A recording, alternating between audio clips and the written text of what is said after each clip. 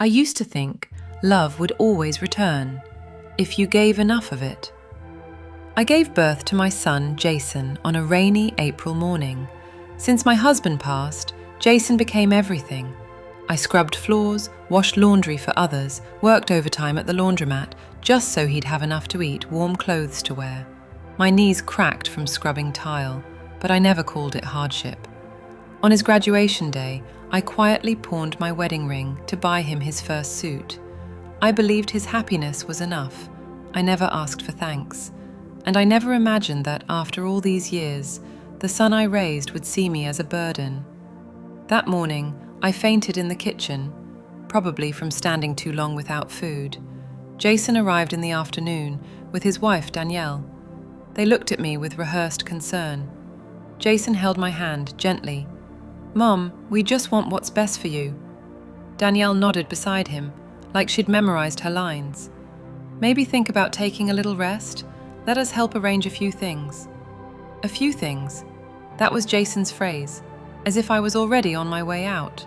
They brought soup, asked about documents, bank accounts, the old house deed. I thought he was being cautious. I didn't know they had seen a lawyer already. Didn't know Danielle had changed the locks without telling me. Didn't know Jason had told the neighbors I was showing signs of confusion. A week later, they took me to lunch. "Just the three of us, Mom. Let us treat you." I brought nothing. No bag, no charger, not even my good shoes. I didn't know I was about to be left behind. They dropped me off at a beige-walled facility that smelled like bleach. Jason smiled gently. "Just a few days, Mom. Nurses will care for you. Everything's comfortable." He hugged me, like he still loved me. Danielle kissed my cheek, her lipstick cold and stiff.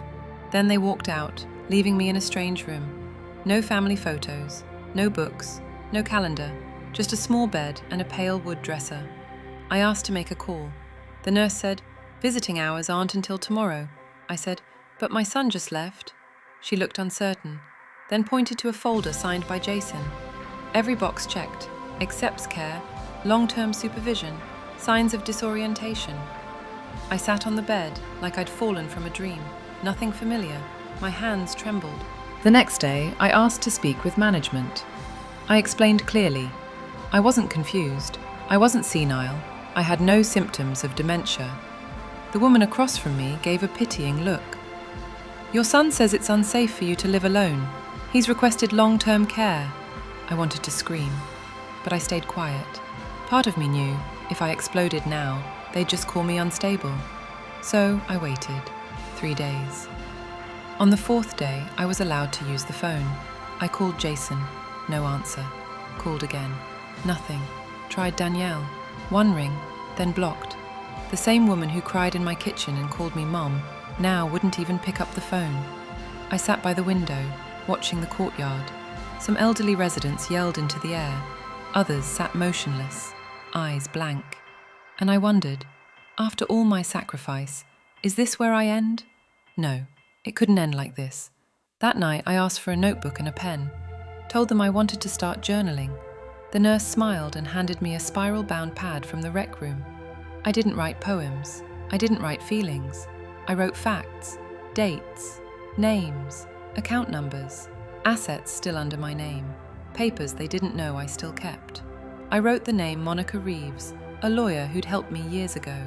I turned those pages into a plan, because I wasn't crazy, I wasn't confused, and I wasn't dead. They thought I wouldn't notice the closed accounts, thought I wouldn't catch my name missing from the utility bills, thought I was too old to fight back. They forgot. I was the woman who beat cancer, the one who raised a child with nothing but cold rice and sesame salt. And now, I'd survive again. But this time, I wouldn't just survive, I'd return. At sunrise on the 5th day, I left a voicemail. "Monica, this is Dolores Mayfield. I believe my son forged signatures, revoked my legal rights, and admitted me into elder care against my will. I still have access to joint accounts and legal files. Call me." She called back before noon. "Mrs. Mayfield?" Her voice was sharp, steady, familiar. "Are you safe?" I said. "Safe, in the way any woman can be, locked away by her own son." Monica paused, then firmly, "Tell me everything." And I did. every detail. By Friday evening, Monica had driven nearly 3 hours in the rain to reach me. She walked into the facility with a long coat, a briefcase, and a stare that silenced the front desk. When she said she was my attorney, the staff froze, clearly shocked this confused old lady had legal representation. She entered my room, face set. "You're not staying here another week. If they push back, we sue the place too." It was the first deep breath I'd taken in days. We began the audit, forged power of attorney papers, my signature copied, the deed still in my name. The account Jason thought I forgot, I still had access. Monica raised an eyebrow. "Want to go big?" I looked her in the eye. In the following days, Monica filed an emergency petition to revoke the forged legal authority. She included a cognitive evaluation from the facility's own doctor, who told me privately I was perfectly sound. We also filed charges against Jason for elder abuse and document fraud. We froze the bank account he was using to pay for a house he didn't legally own. I left the facility on a quiet Wednesday afternoon. No goodbyes, no flowers, just a fresh bag of clothes Monica had brought and my slow, steady steps through the front door. We didn't go back to the old house. I didn't want to. Monica booked me a small serviced apartment just for a few days so we could plan next steps. Jason didn't know I was out yet, but he would, soon. That weekend, Monica filed a motion for property partition. Jason was living in a home that wasn't his, and I, the rightful owner, could demand its sale or eviction. If Jason refused to leave, the court, and the police, would make it happen. I imagined them, sitting on that red velvet sofa I once picked out, sipping cheap wine, thinking they'd won. They didn't inherit that house. They stole it. Now I'd take everything back and leave them choking in what they thought was a home. Only 1 week later, the court scheduled a preliminary hearing. We served the notice to Jason at 7 a.m. on a Tuesday. The process server said Danielle screamed. Jason went pale, slammed the door, said nothing. That night my phone rang. Unknown number. I ignored it. Rang again. Then a third time. I answered. "Mom?" Jason's voice was hoarse. "I got the court papers. Is this real?" Silence from me. "You're really evicting me from our house." I took a deep breath. "You're right. It's my house, and you kicked me out first." Quiet. I continued. "I never signed those papers. You forged them. You blocked my accounts. You removed my name from the bills. Then you told the family I was senile." "I didn't. Danielle said..." I cut him off. "I don't care what Danielle said. I care about you, the son I once held through fevers. And now you locked me in a room and walked away like I was already dead." Jason's voice trembled. "You're really going to do this?" I answered, steady and clear. "Yes, and you have 30 days to leave my house." I hung up. That night, I slept soundly, for the first time in years. Monica brought sparkling grape juice and 2 paper cups. We toasted. No wine, no candles. Just 2 women celebrating a quiet victory. I didn't go back to the old house. I bought the one right next to it. A small, single-story home with rose bushes out front and a wooden porch that faced directly toward the kitchen door of that house. I paid in cash, no loans. Monica handled the paperwork. I signed it with a hand that trembled, not from fear, but satisfaction. I didn't tell Tyler. Not yet. I wanted that first moment to belong to me. On moving day, I wore my nicest hat, poured sweet tea into a... Jason stepped outside, wearing an old shirt, holding a trash bag and his phone. He froze when he saw me. His eyes looked like he'd seen a ghost. I just smiled gently. He turned around and went back inside, said nothing. I didn't look away. I'd waited my whole life for that look. 4 days later, Danielle began avoiding me. She pulled the curtains tight, parked far from the fence, slipped in through the back door. But I began living. I planted red roses along the fence line, roses that burned like flame. Monica called it quiet warfare. I called it selective peace. Every morning, I waved to the mailman, chatted with neighbors who once ignored me. I baked banana bread for the young couple who bought my house, and every evening, I looked out the window and saw Jason pretending not to see me. Danielle started staying away more often. Some days her car disappeared for 2 or 3 nights. Jason stayed home alone. Lights on till 2 a.m., the TV blaring, like silence might swallow him whole. Then Tyler came. He lingered by the fence, then knocked. "Grandma," he said softly, "can I sit with you for a while?" I didn't ask anything. I just opened the door and let him sit beside me. I poured cold tea. We sat in silence on the porch. Then Tyler whispered, "I heard what happened. I'm sorry." I looked at him. No words needed. "They said you were confused, that you couldn't live alone, but you seemed totally normal to me." I smiled. "I've never been confused, Tyler." "Then, why'd you buy the house next door?" I leaned forward, placed my hand on the table. "Because your father needs a reminder, one he has to see every time he walks outside." Tyler chuckled. "Grandma, you're colder than I thought." I laughed. A real laugh, the first in months. "No, sweetheart, I've just stopped pretending." That night, Tyler stayed for dinner. I made roasted sweet potatoes, the kind his mom never seasoned right. I didn't ask about their marriage. I didn't need to. Big storms speak for themselves. The next morning, Jason knocked. I didn't get up. He stood there, hat in hand, like a child about to lie. "Why are you doing this?" he asked. I sipped my tea, slowly. "Doing what?" "Doing what?" "Watching our house." I tilted my head, smiling. "Because I enjoy the view." He swallowed. "I feel humiliated." I shook my head. "No, Jason, I didn't do that. You did, when you called me a burden." He lowered his eyes. I continued. "I raised you alone, fed you, bought your shoes, and when I needed help, you brought in strangers to lock me away and walked off like I had already died." He tried to speak, but I cut him off. "No need to explain. I'm not angry. I just don't carry guilt that isn't mine anymore." I stood up, stepped to the door. "This is my peace, Jason. Don't knock unless you've earned it." He still lived across the fence, but in silence. No wine, no parties, just lights on all night, and an emptiness that crept through every cold corner of the house. As for me, I truly lived. Tyler practically moved in. He said, "I like it here. It's peaceful. And the food actually tastes like food." I didn't ask more. I just baked, told him stories about his grandfather, ones Jason never told or never cared to remember. Tyler laughed again, a clean, bright laugh, and I realized the boy still had goodness in him. One afternoon, as I watered the garden, he asked, "Grandma, why didn't you press charges against my dad? He deserves to be punished." I smiled. "There are many ways people are punished, sweetheart. Some regrets follow you forever, without any court needing to say a word." Tyler was quiet, then asked, "Do you forgive him?" I nodded. "I forgive, but I don't forget. Forgiveness is freedom for myself, not comfort for the one who wronged me." One morning, Monica sent me the final version of my will. I sat at the wooden table, jasmine tea by my side, and signed my name in steady ink. Jason, not a single cent. Tyler will inherit my current home when he turns 21.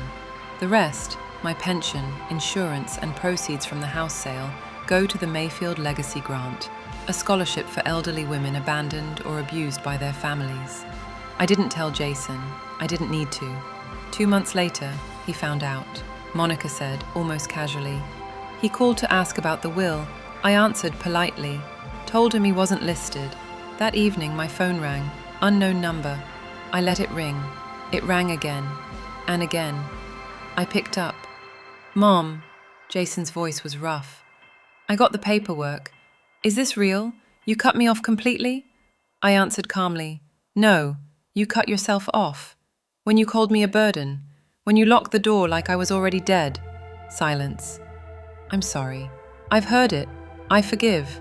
But you won't inherit anything. Because forgiveness isn't the same as entitlement."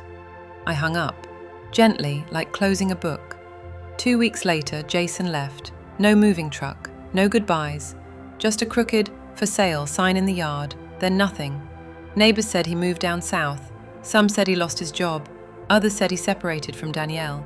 I didn't ask. I didn't need to. I was no longer tied to that storm. Tyler moved in full-time. He called the place our home.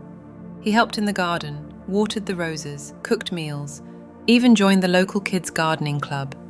One afternoon, I took him to the old church, the one I used to sit alone in after my husband died, after my child grew up, after my heart cracked open. An old deacon pulled me aside and whispered, "We heard what happened, Dolores. I'm so sorry." I smiled and replied, "God restores what people try to destroy." I ruffled his hair. Because those who need help don't care who helps them. They just need it. One Sunday morning, I was baking sweet potato muffins when I heard a knock. It was Jason. He stood there, hair messy, eyes sunken, hat in hand. "I just want to talk," he said. I stepped out onto the porch, didn't invite him in.